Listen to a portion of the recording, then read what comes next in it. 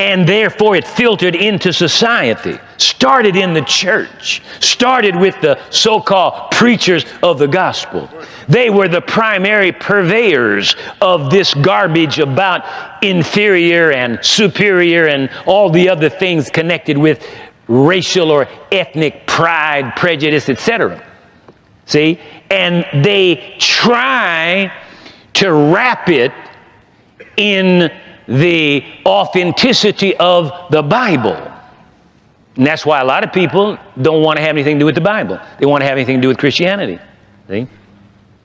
What a beautiful day to be alive, to just breathe the air, to just celebrate the gift of life, walking with friends, having family, and just having a good source of information somewhere where you can nourish your soul, you can nourish your spirit, you just cool, you healthy, everything is fine. Now, this is Eugene Docu-Stories, as I usually know.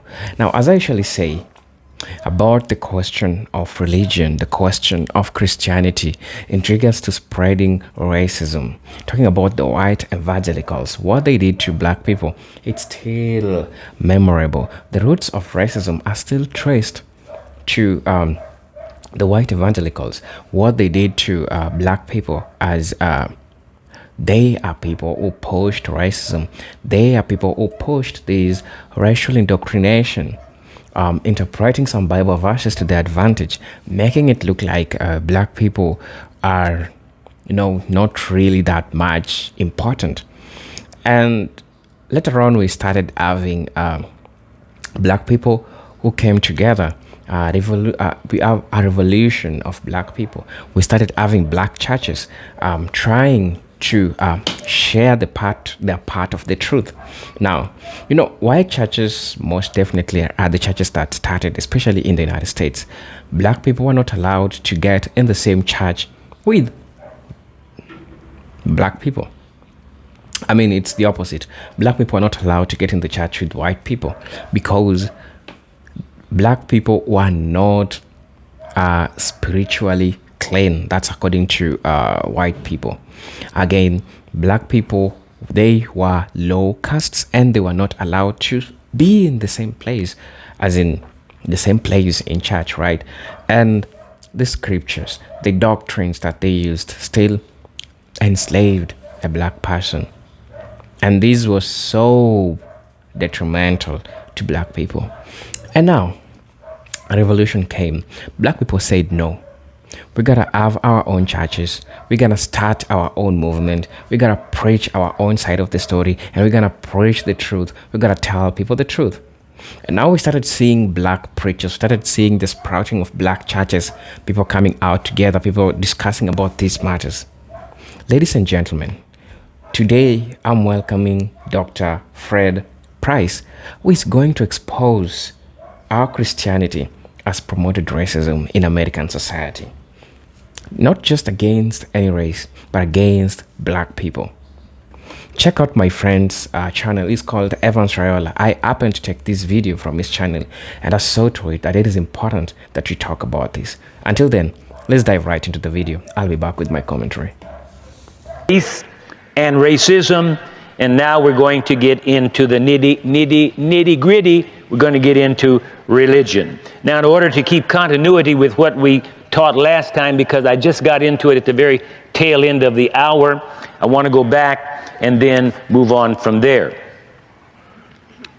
Religion has been the most flagrant perpetrator of racism in the world. In particular, the Christian church in America has been the leader of racism in the world, and particularly in America. The foundation for this has been the fear of miscegenation, or interracial marriage. When blacks were first brought to this country, the lie was hatched that blacks were inferior, really just animals, and therefore needed to be kept segregated from whites, particularly the white female. To show how far some will go to show that the black man is inferior, I quote from a book entitled The Tempter of Eve. The Tempter of Eve by Charles Carroll, Carroll, Adamic Publishing Company, that's Adamic, St. Louis, Missouri, 1902, page 255. I quote, "The white is the highest and the Negro the lowest of the so-called 5 races of men." Now, let me pause right there for the benefit of people that have not been in on the entire series. You're just getting a part of it. You're jumping on a train that's already been moving now for 17, 18 weeks. 20. Thank you very much. 20 weeks. And if you don't understand the connections here, then you could take offense at this and think that I'm being judgmental. But if you have not noticed, we have in this country, America, the land of the free, the home of the brave. In God we trust. We have a very serious problem with racism, racial prejudice, racial and color prejudice. And it's never really been addressed face on in depth. And that's what my assignment is. And what we have to do if we're going to eradicate it and get it out of the church, then we have to go back and find out the origin. Why do people think the way they do today about whatever? You are today the result of yesterday. And you are today what tomorrow will be. So if we don't like today, we better fix it, or tomorrow will be a repeat of yesterday. Amen. So it's necessary to go back and dig up the roots. Yeah. Find out, why do people have the ideas that they do? Why do they think the way they do? See? And so we have to go back and find out, why do people think black people are inferior? Why do black people, many, feel inferior? Well, that's not genetically transmitted, as I've said often. It doesn't come in the genes. You don't get it by blood transfusion. It's socially transmitted. Like across the dinner table, dining room table, back and front seat of the car, in the bedroom. That's where it comes from. Not genetic, not in the genes. So we need to find out, why do intelligent people do unintelligent things, like despise, look down on, and hate other people just because of the complexion of their exterior? So we need to find that out. See, it's troublesome, pain in the backside to do it, traumatic, but it has to be done. I said it before, and I need to repeat it. A doctor, a surgeon that's going to perform an operation, I don't think that most surgeons just do the job because they like blood. You get a chance to dig in some blood, get all splattered with blood, but it takes that to save the patient's life. Sometimes surgeons have to perform surgery for hours on somebody to save their life. It's not a pleasant job per se. It's not a clean job per se. They get all blood everywhere, and the stench and the foulness of it all. But that's what it takes to get the patient well, or at least put them in position where they can get well. And so that's what's happening here. Dr. Price is performing surgery.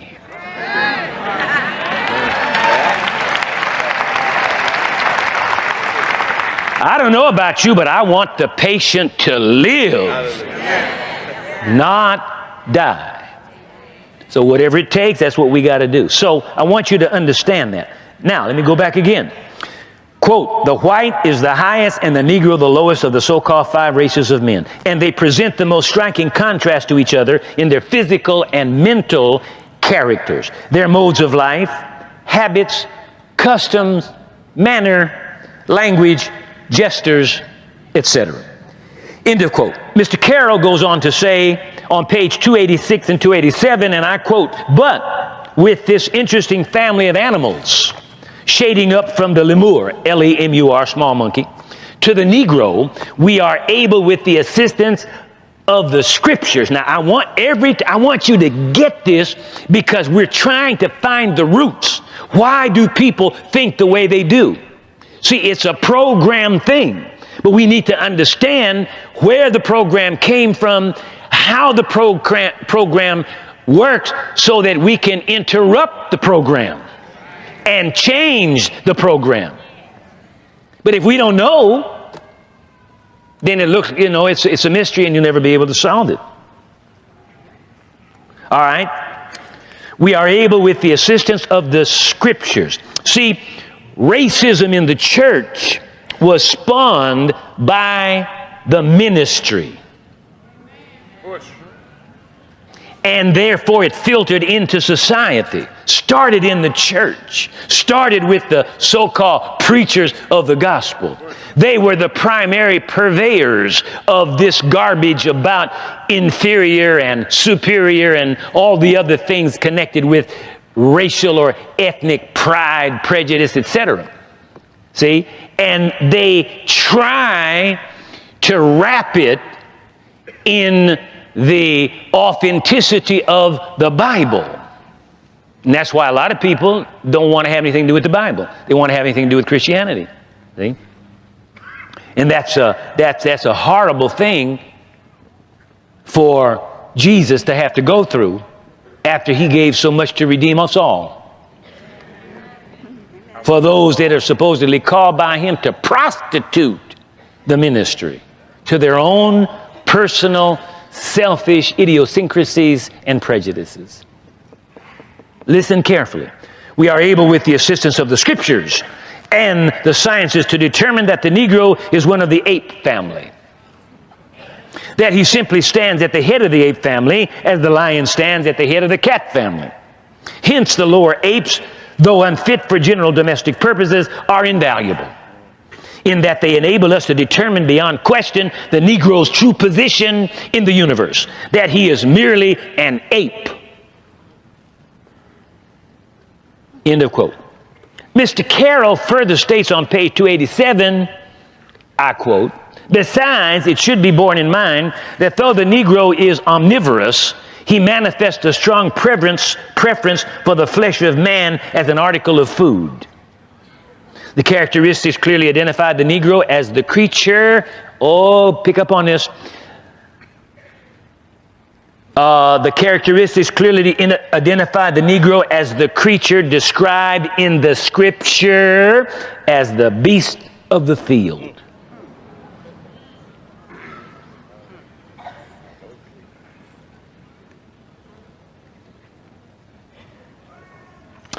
End of quote.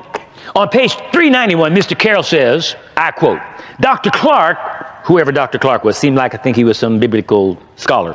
"Dr. Clark manifested a commendable independence of thought and action when he abandoned the absurd theory of the modern clergy that the tempter of Eve was a snake. He made a creditable advance upon the snake theory when he proved the tempter of Eve an ape. Yet, it is at once a matter of surprise and regret that after thus advancing so far in the right direction, he should have stopped at one of the so-called anthropoids, the an orangutan, which is a monkey, when a step further would have taken him to the Negro, the identical ape he was seeking.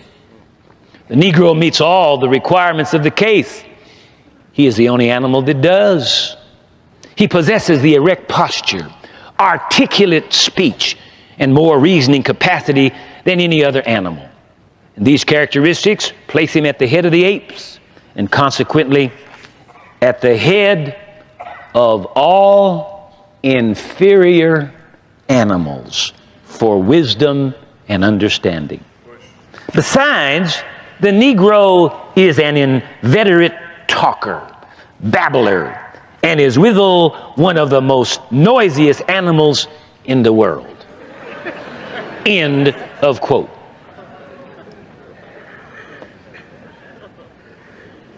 Now, you see, you laugh at the absurdity of this. You know, you wonder, how can an intelligent person concoct such a story? But the church, and primarily the white church, and don't take this personally. I'm sorry, y'all are the ones that are the majority. You started this stuff. It wasn't blacks that went to Europe and grabbed white folk and brought them over here and put them in slavery. It was your ancestors, white folks. Now, I don't mean that, you know, personally, so don't take it personally. But we need to know, this is your heritage. This is a white man writing this. And I have some information that I'm going to read you in just a few moments. That is present tense. That will show you, remember now, that book, copyright 1902. 96 years ago. But this stuff is still alive today. Amen, yeah. Let's follow on. Mr. Carroll goes on to say on page 402, I quote, all the circumstances indicate that the beast of the field which tempted Eve was a negress. The word negress is a word coined for a black female. You know, this is a black woman. Now get this. All the circumstances indicate that the beast of the field which tempted Eve was a negress who served Eve in the capacity of maidservant.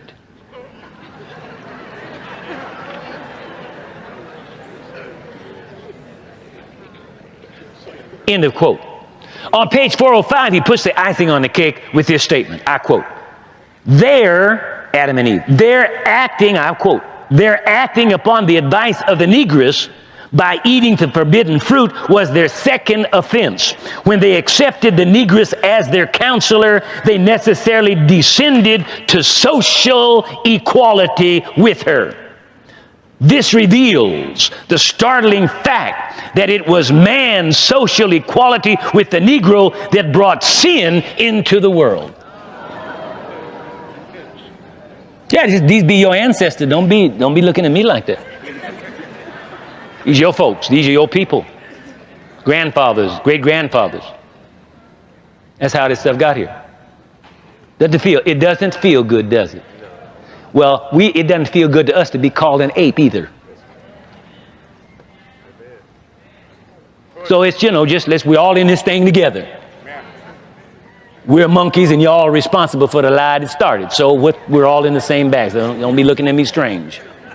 You get a chance to feel how it feels to be hurting for 400 years.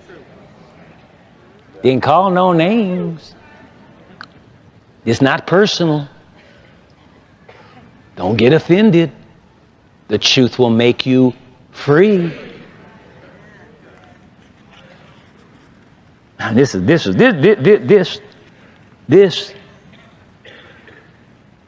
awesome. Listen to this. This being true, it follows that man's social equality with the Negro will keep sin into the world and will bring upon man the just condemnation of God.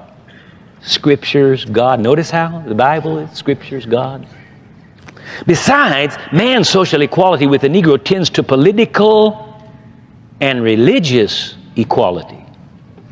And these three, or any one of them, inevitably leads to amalgamation, itself the most infamous and destructive crime known to the law of God. End of quote. Hello guys, welcome back to the channel. And it's not something to celebrate that this happened to black people, and I'm glad that people came out to know the truth, and people like Dr. Fred Price, Pastor Fred Price, or Preacher Fred Price, they came out and they know the truth. And I know some people have questions about Dr. Fred Price, because some people are saying that he was holding onto the truth and not letting people know the whole truth. And then later on, he came back and said the truth. But what I'll say is this: it doesn't matter. We've all made some mistake at some point in our lives, and it only takes some time for us to get to know the truth for us to get to know where we are going, for us to get to know what's right for us and what's not right for us, right?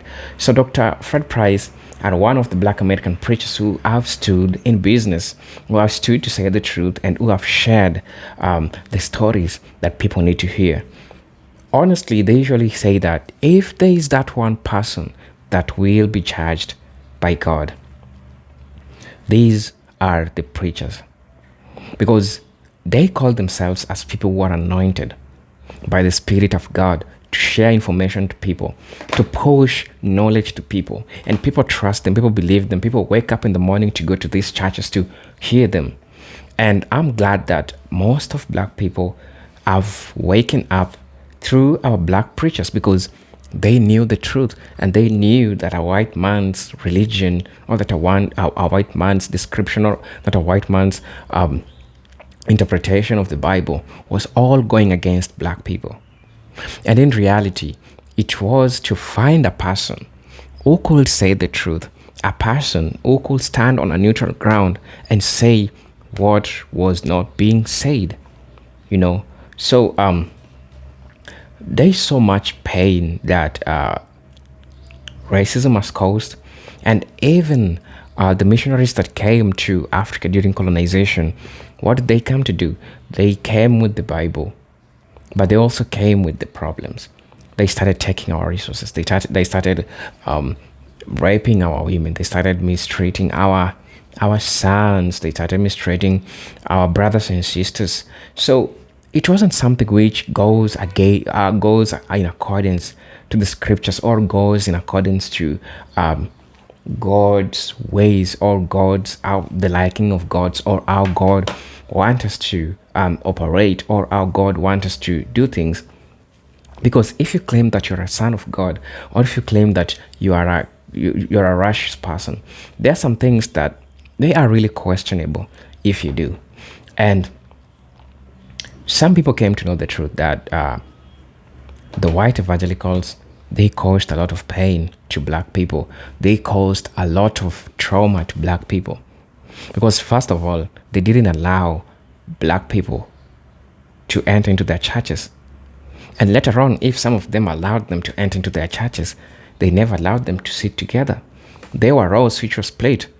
White people, Black people. They were never allowed to sit together. It's unlike today that you're seeing them sitting together. That's after the Civil War, and people tried to change things, and a lot of things happened.